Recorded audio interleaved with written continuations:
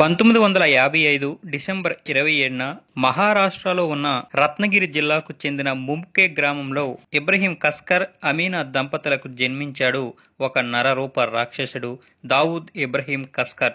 దావూద్కు షబ్బీర్ ఇబ్రహీం కస్కర్, ఇక్బాల్ ఇబ్రహీం కస్కర్ అనే ఇద్దరు తమ్ముళ్ళు, హసీనా పార్కర్ అనే చెల్లెలు కూడా ఉన్నారు. అయితే ఇప్పుడు ఈ ముగ్గురిలో ఇక్బాల్ తప్ప మిగతా ఇద్దరు చనిపోయారు. వీరు కొంకణి ముస్లిం కుటుంబానికి చెందినవారు. దావూద్ నాన్న ఒక హెడ్ కానిస్టేబుల్ గా పనిచేసేవాడు. తర్వాత దావూద్ ఫ్యామిలీ ముంబైలో ఉన్న డోంగ్రీ ప్రాంతానికి వచ్చేశారు.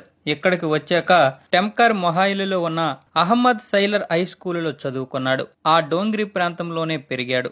దావూద్ స్కూల్ చదువుతున్నప్పుడే డోంగ్రీ ప్రాంతంలో బాషుదాదా అనే ఒక స్మగ్లర్ ఉండేవాడు. అతను దావూద్ నాన్నకి క్లోజ్ ఫ్రెండ్.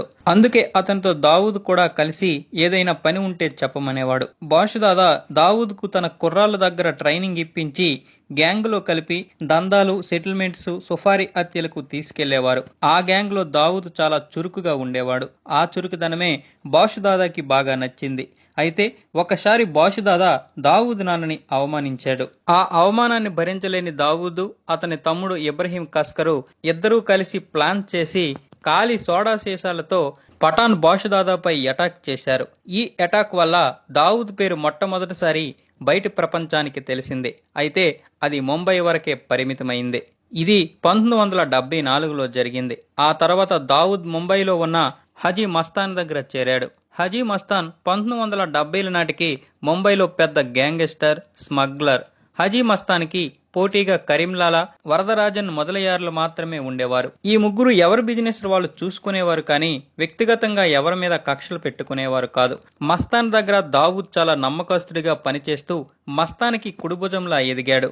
మస్తాన్ ఏ పని చెప్పినా ఆ పనికి సరైన ప్రణాళికలు రచించి పూర్తి చేయడమే కాకుండా హజీ మస్తాన్ దగ్గర పనిచేసిన వాళ్ళందరినీ తన గ్రిప్ లో పెట్టుకున్నాడు.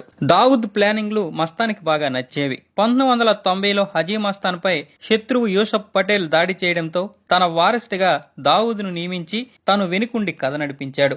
ఎప్పుడైతే పగ్గాలు దావూద్ చేతిలోకి వచ్చాయో తన విశ్వరూపాన్ని బయటకు తీశాడు. అప్పటి వరకు కొన్ని నేరాలు కేవలం కత్తులతో పొడవడం, డ్రగ్ సప్లై, దోపిడీలు వంటి కొన్ని నేరాలకే పరిమితమైన ముంబై నేర చరిత్ర రూపురేఖలే మార్చేశాడు.